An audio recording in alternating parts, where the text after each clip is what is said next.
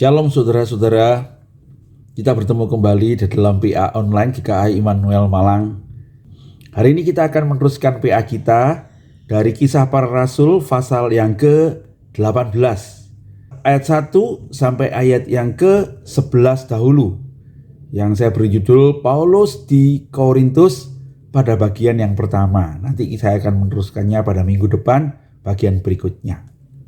Mari kita membaca firman Tuhan ini. Kemudian Paulus meninggalkan Athena lalu pergi ke Korintus.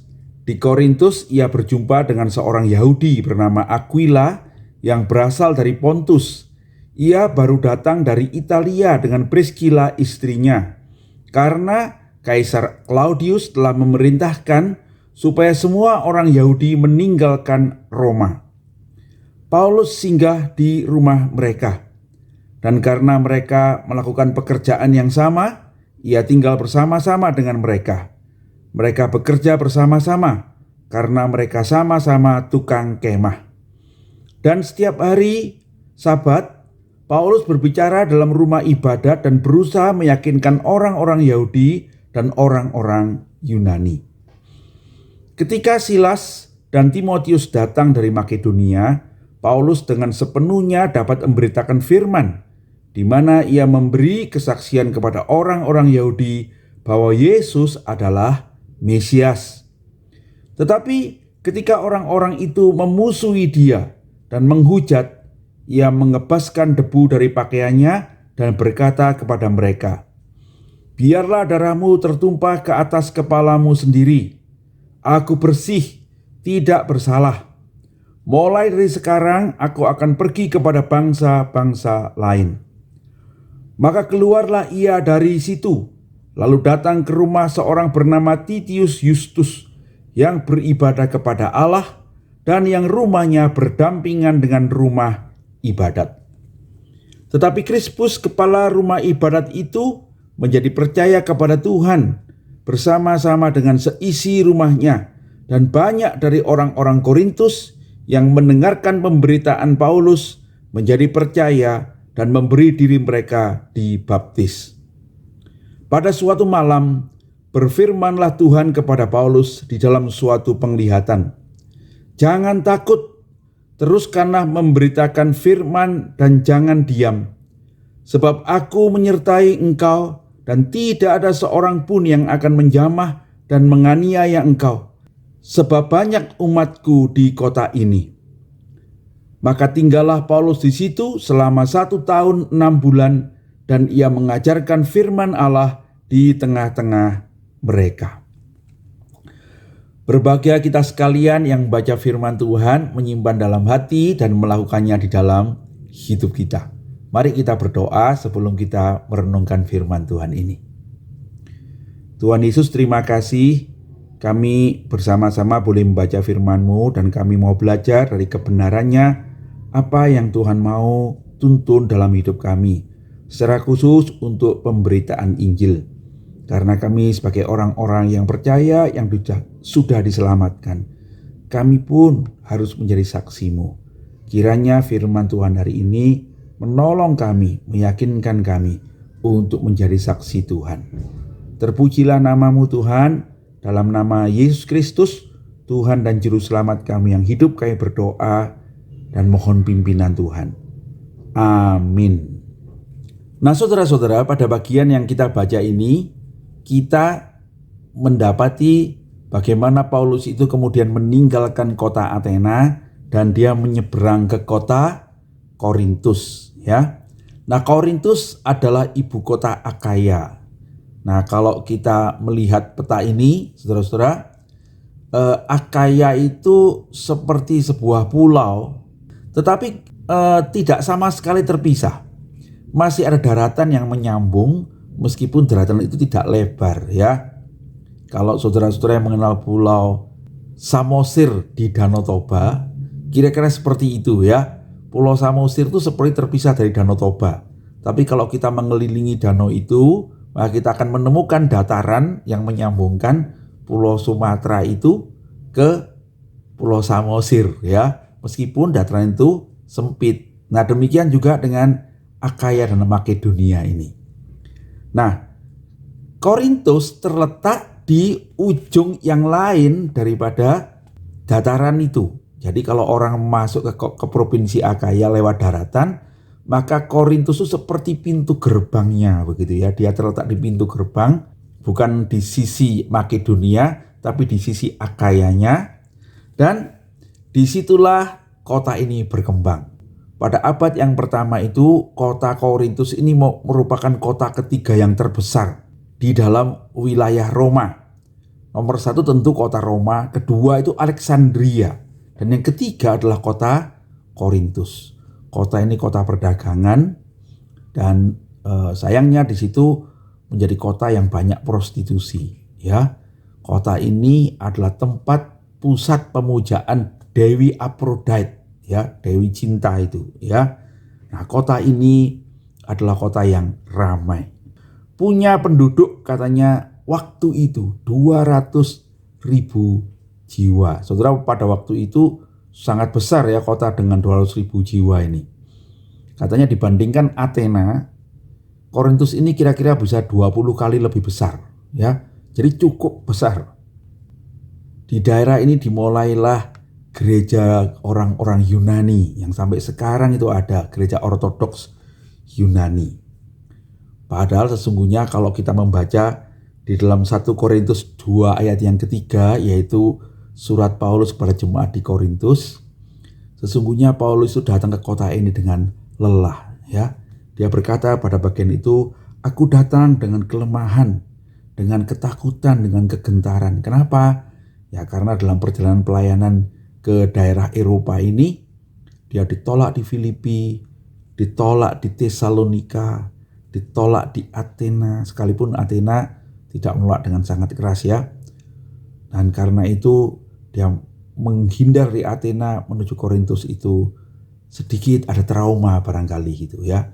Tetapi di kota Korintus ini nanti kita menemukan bagaimana Tuhan itu menguatkan Paulus.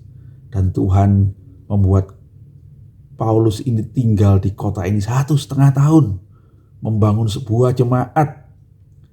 Dan kepada jemaat ini nanti Paulus menuliskan 2 surat yang penting yang menjadi bagian dari Alkitab kita. Ya, sebuah jemaat yang banyak masalah, tetapi sebuah jemaat yang bertumbuh ya sampai hari ini ada.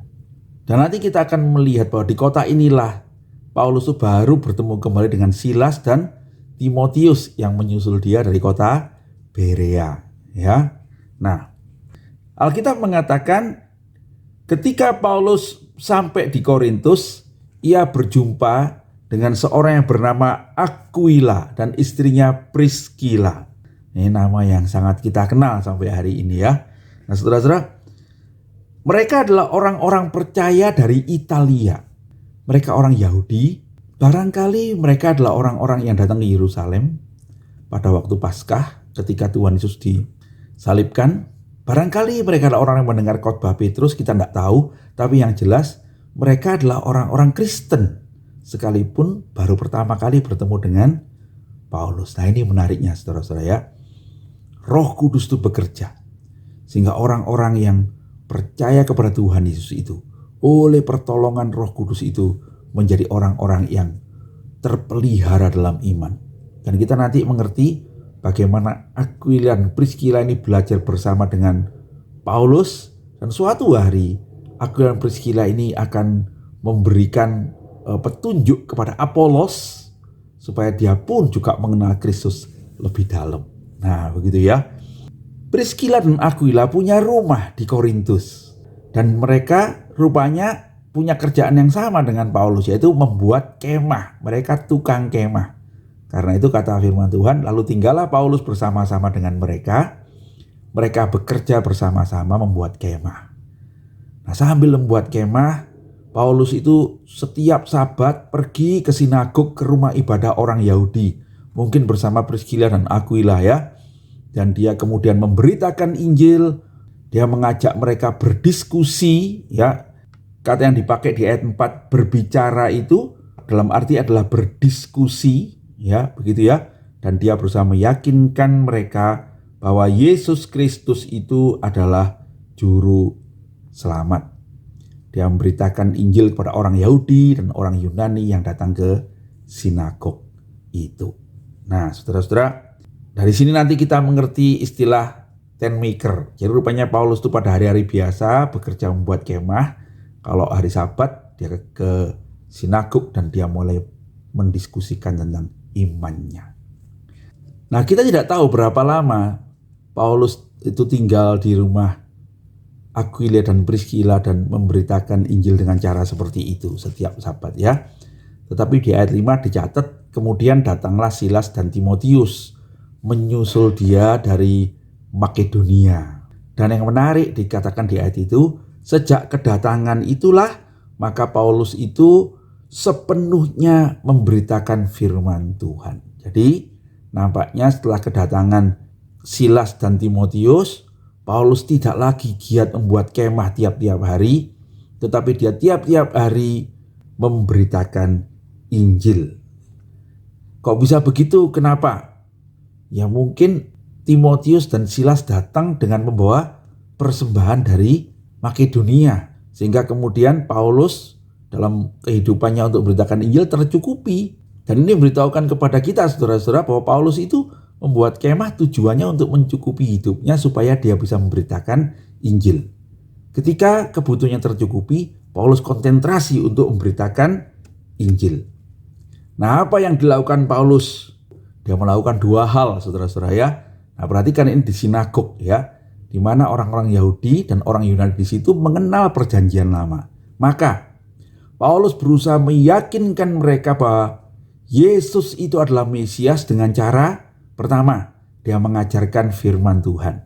Ya, dia mengajarkan bahwa ada nubuat tentang Yesus di dalam kitab suci. Nah, ini sekali lagi menunjukkan kepada kita, Yesus itu bukan beda dengan perjanjian lama. Yesus itu adalah anak domba Allah yang dinubuatkan dalam perjanjian lama. Tuhan Yesus sendiri mengatakan, aku datang untuk menggenapi Taurat dan kitab para nabi. Ya. Jadi pemberitaan perjanjian baru adalah menjadi satu dengan perjanjian lama itu. Yang kedua, saudara-saudara, Paulus meyakinkan mereka dengan kesaksiannya. Dia bersaksi. Saya yakin yang diberitakannya adalah bagaimana dia bertemu dengan Tuhan Yesus. Nah, saudara-saudara, ini memberitahukan kepada kita bagaimana kita bersaksi tentang Tuhan. Kita bersaksi bukan ngawur dengan cara kita sendiri, tapi mari kita bersaksi berdasarkan firman Tuhan. Ini penting ya. Kita tidak boleh membawa ajaran yang lain di luar firman Tuhan. Yang kedua, ceritakanlah bagaimana Tuhan itu menyelamatkan hidupmu. Ya. Kemudian di ayat 6 kita menemukan bahwa orang-orang Yahudi itu menolak dia. Dan menolaknya itu dengan memusuhi, dengan menghujat. Jadi penolakan ini bukan sekedar tidak mau mendengarkan, tetapi rupanya mereka melakukan tindakan-tindakan. Saya tidak tahu apakah itu bentuknya kekerasan, tetapi yang jelas mereka memusuhi, melakukan sesuatu yang buruk dan melakukan penghujatan. Dalam arti mereka melecehkan nama Tuhan. Mereka menghina Tuhan. Saudara-saudara, karena kedua hal itulah maka Paulus itu kemudian mengebaskan debu yang menunjukkan bahwa dia itu kemudian melepaskan tanggung jawab. Dan di ayat 6 itu kita membaca apa yang dikatakannya kepada mereka. Biarlah darahmu tertumpah ke atas kepalamu sendiri, aku bersih, tidak bersalah. Mulai dari sekarang aku akan pergi kepada bangsa-bangsa lain. Saya yakin ini bukan berarti Paulus tidak akan memberitakan Injil lagi pada orang Yahudi ya saudara-saudara. Nanti kita akan bertemu bagaimana Paulus masih memberitakan Injil pada orang-orang Yahudi. Tetapi kepada orang-orang Yahudi di Korintus ini, dia mengatakan, baik engkau menolak saya, sekarang saya akan konsentrasi pada pemberitaan Injil pada orang-orang yang tidak mengenal Taurat itu ya di Korintus. Lalu dia keluar saudara-saudara dari sinagog dan dia pergi ke rumah Titius Justus yang dikatakan oleh firman Tuhan beribadah pada Allah. Dan rumahnya itu di samping sinagog. Nah ini menarik saudara ya. rumahnya di samping sinagog. Nah saudara-saudara, kemudian disitulah Paulus kemudian membangun gereja. Disitulah gereja rumah yang pertama. Orang-orang Kristen berkumpul di situ. Paulus tidak lagi pergi sinagog, tapi dia pergi ke rumah di samping sinagog itu. Dia beribadah dan mulai mengajar di tempat itu. Nah saudara-saudara, Ajit Fernando itu mengatakan di dalam kitab Roma pasal yang ke-16 ayat 23, itu ada seorang yang bernama Gaius yang disebut Paulus. Salam dari Gaius yang membuka rumahnya untukku dan jemaat Tuhan untuk beribadah. Nah, Titius Justus ini bisa jadi adalah orang yang sama dengan Gaius. Karena digambarkan oleh Paulus bahwa Titius Justus itu membuka rumahnya untuk dia dan untuk semua umat. Bisa jadi di rumah Gaius inilah, di rumah Titius Justus inilah gereja yang pertama di Korintus. Yang nanti berkembang menjadi gereja yang besar, banyak masalah, tetapi gereja ini bertumbuh sampai hari ini ya. Kita mengenal 2 surat Paulus yang dituliskan untuk gereja ini dalam masalah-masalahnya, dan itu menjadi surat juga bagi kita, umatnya hari ini, supaya kita belajar dari jemaat di Korintus ini. Saudara-saudara, bukan cuma ada Titius Justus yang buka rumahnya, lalu ada Krispus, kepala rumah ibadat dari kepala sinagog ini saudara ya, yang rupanya kemudian percaya kepada Paulus, dia dan seisi rumahnya. Juga banyak orang Korintus yang percaya, lalu mereka semua dibaptis. Gitu ya. Dan yang terakhir di dalam ayat 9 dan 10, ini menarik, kemudian Tuhan sendiri memberi kekuatan pada Paulus melalui sebuah penglihatan. Jangan takut, kata Tuhan dalam penglihatan itu. Teruslah memberitakan firman dan jangan diam, sebab aku menyertai engkau dan tidak ada seorang pun yang akan menjamah dan menganiaya engkau. Sebab banyak umatku di kota ini. Saudara-saudara, ketika Paulus memulai pelayanan, sesungguhnya sudah ada orang-orang yang akan Tuhan selamatkan. Tuhan tahu umatnya. Dan dia memberitahu Paulus, Paulus jangan takut. Engkaulah yang akan membuat umatku itu berkumpul ya, menjadi gereja. Banyak umatku di tempat ini. Nah saudara-saudara, Tuhan menguatkan Paulus dan 1,5 tahun Paulus kemudian tinggal di Korintus bersama dengan Timotius, bersama dengan Silas. Nah, apa yang bisa kita pelajari dari PA kita hari ini? Saudara, saya ingin menyoroti tentang bagaimana Tuhan menguatkan Paulus ketika dia memberitakan Injil, ya. Yang juga akan mungkin berlaku untuk kita. Waktu kita memberitakan Injil, waktu kita melayani Tuhan, banyak tantangan, banyak kegagalan. Kalau kita membaca Paulus pun datang ke kota Korintus dalam kelelahan, kelemahan. Bahkan kalau kita membaca dalam suratnya itu, di 1 Korintus pasal 1 ayat 2 itu, Paulus mengatakan, aku datang itu dengan kegentaran dan ketakutan. Artinya dia pesimis, atau dia mungkin ada trauma sendiri karena penolakan yang dihadapinya. Tetapi di kota itu, Tuhan menyegarkan Paulus. Pertama, Tuhan mempertemukan dia dengan Priscilla dan Aquila. Sebuah keluarga yang mengasihi Tuhan, yang beribadah kepada Tuhan. Saudara-saudara, tidak ada yang lebih baik bagi seorang penginjil itu daripada sebuah keluarga yang mengasihi Tuhan, yang bisa menyambut dan bekerja sama. Ini benar saudara-saudara ya. Kalau seorang melayani Tuhan dan dia diterima dalam sebuah keluarga, dia merasakan kehangatan keluarga itu memberi kesegaran sendiri. Paling tidak di dalam pemberitaan Injil itu, dia ada orang yang mengerti dia, yang bersama-sama dengan dia, yang bisa berbicara banyak hal kehidupan ini ketika melayani bersama-sama. Ada Aquila, ada Priscilla yang Tuhan sediakan bagi Paulus. Nah, yang kedua saudara-saudara, bukan cuma ada keluarga yang menyediakan tempat bagi Paulus, juga ada orang-orang dari jauh, yaitu dari Makedonia, orang-orang yang percaya itu, yang mengirimkan dukungan melalui Silas dan Timotius yang datang menyusul Paulus, sehingga Paulus bisa terus memberitakan Injil dengan full time, begitu ya. Ada dukungan finansial. Ada seorang missionary ke Cina ya, Hudson Taylor, yang berkata begini, pekerjaan Tuhan yang dikerjakan sesuai dengan kehendak Tuhan dan cara Tuhan tidak akan pernah kekurangan karena dicukupkan oleh Tuhan. Ya, saudara-saudara, itu dialami oleh Paulus ketika dia memberitakan Injil di Korintus. Tuhan menyediakan keluarga, Tuhan menyediakan segala kebutuhannya, sehingga dia terus bisa memberitakan Injil.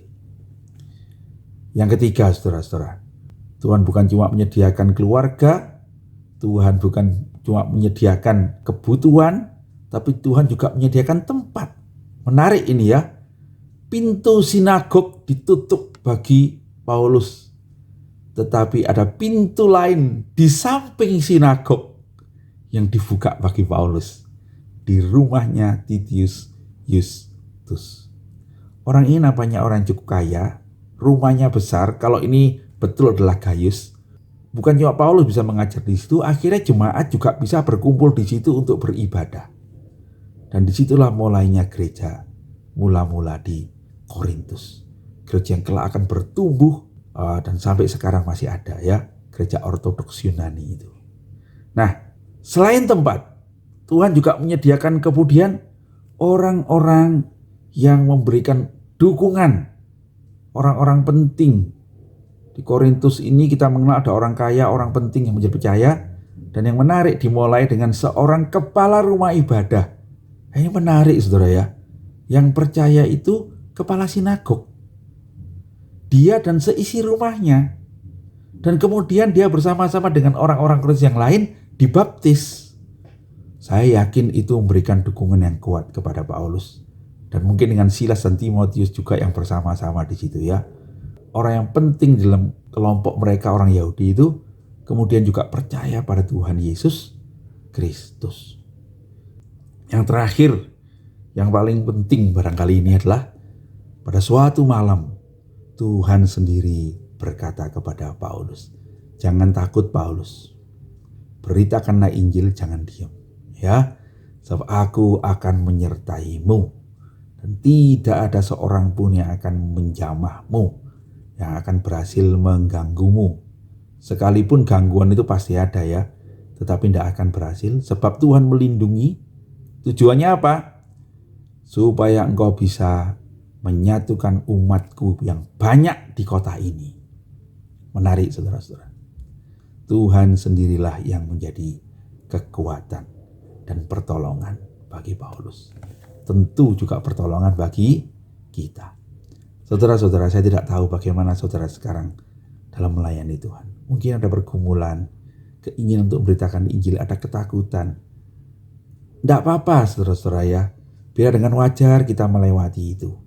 Paulus juga takut, dia juga ada kelelahan, ya, dia ada kegentaran, tapi Tuhan itu memberikan pertolongan-pertolongannya sehingga dia kemudian dikuatkan untuk memberitakan Injil.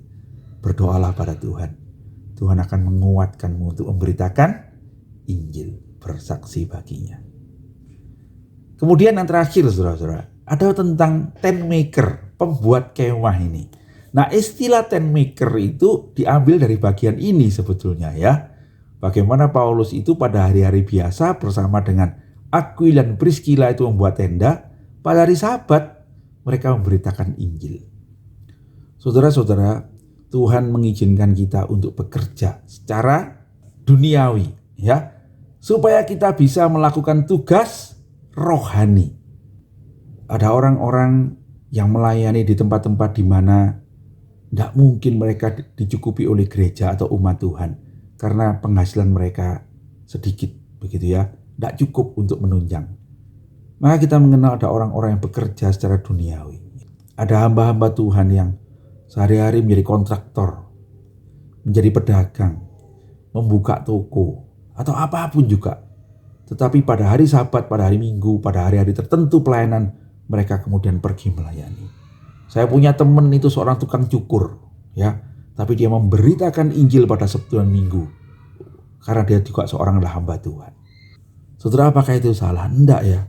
Hari ini berkembang satu kelompok yang namanya BAM, Business as a Mission, ya, Business as a Mission. Siapa orang-orang ini? Orang-orang ini adalah orang-orang profesional.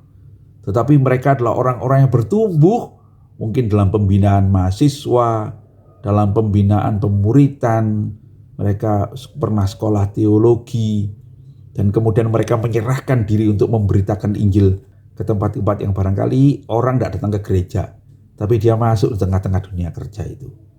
Di tengah kelompok-kelompok yang barangkali sulit didatangi oleh seorang pendeta, tapi akan gampang kalau didatangi oleh seorang misalnya kontraktor gitu.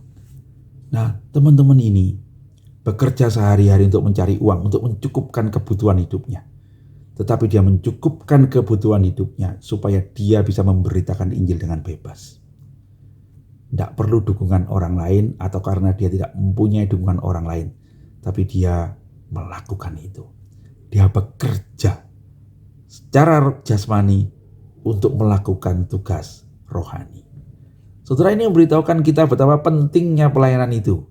Ya, pendeta itu cuma bisa di gereja, mendapatkan dukungan dari jemaat. Tetapi saudara-saudara jadi profesional. Saudara yang ada di marketplace itu ya, di tempat pekerjaan bertemu dengan semua orang. Tidak semua orang bisa datang ke gereja. Bahkan kalau pendeta menginjili orang itu tahu kita pendeta, dia udah menolak duluan barangkali kalau dia punya image yang buruk tentang kekristenan. Tetapi kalau saudara seorang pedagang, atau seorang pengusaha, atau seorang pekerja seni yang hebat, atau seorang kontraktor, saudara bisa berkomunikasi lewat pekerjaan itu. Dan saudara boleh bersaksi tentang Tuhan Yesus yang menyelamatkan hidupmu. Engkau bisa menceritakan tentang keselamatan yang juga diberikan kepada orang-orang yang percaya kepadanya. Mungkin saudara akan ketemu dengan orang-orang yang ada masalah pergumulan dalam keluarganya, yang tidak datang ke gereja, tapi karena ngopi bersamamu, dia cerita curhat. Saudara bisa memberitakan Injil pertolongan Yesus Kristus bagi beban-bebanmu. Karena Tuhan Yesus yang berkata, mari kepadaku yang letih lesu dan berbeban berat, aku akan berikan kelegaan kepadamu. Saudara-saudara, renungkanlah. Bisa jadi saudaralah yang akan menjadi berkat bagi banyak orang. Karena saudara ada di marketplace. Karena saudara adalah pembuat tenda itu. Ya, mari kita merenungkan pelayanan ini. Dan biarlah Tuhan memakai saudara sama dengan Tuhan memakai saya. Saudara boleh melayani Tuhan seperti saya melayani Tuhan. Dan upah kita di sorga, biar jadi upah saudara lebih besar dari upah saya. Tuhan kiranya memberkati saudara. Mari kita berdoa. Terima kasih Tuhan, kami boleh belajar dari firman-Mu hari ini bagaimana kami melayani-Mu. Kami bersyukur boleh menjadi orang-orang yang diselamatkan. Dan sekarang tugas kami untuk bersaksi memberitakan keselamatan itu. Ada yang dipanggil seperti Paulus yang full time memberitakan Injil. Tapi ada yang dipanggil seperti Aquila dan Priscilla, seorang pembuat tenda yang menceritakan kasih dan kemurahan-Mu di tempat di mana kami berada, di tempat di mana kami bekerja, di tempat-tempat umum yang barangkali banyak orang yang belum mengenal Tuhan. Tuntunlah kami ya Tuhan, kami tahu maksud-Mu akan terjadi. Berkatilah semua saudara-saudara, berkatilah hamba-Mu ini juga, biarlah kami bekerja sama, memberitakan kabar baik sampai Engkau datang kembali. Terpujilah nama-Mu, demi Yesus Juru Selamat kami yang hidup kami berdoa. Amin. Demikian PA kita hari ini saudara-saudara. Nanti sore jam 6 ada Zoom meeting untuk mendiskusikannya. Siapa yang tertarik silakan bergabung. Linknya ada di grup WA atau di Warta. Silakan saudara mengkliknya dan sama-sama kita boleh mendiskusikan bagian ini. Tuhan Yesus memberkati.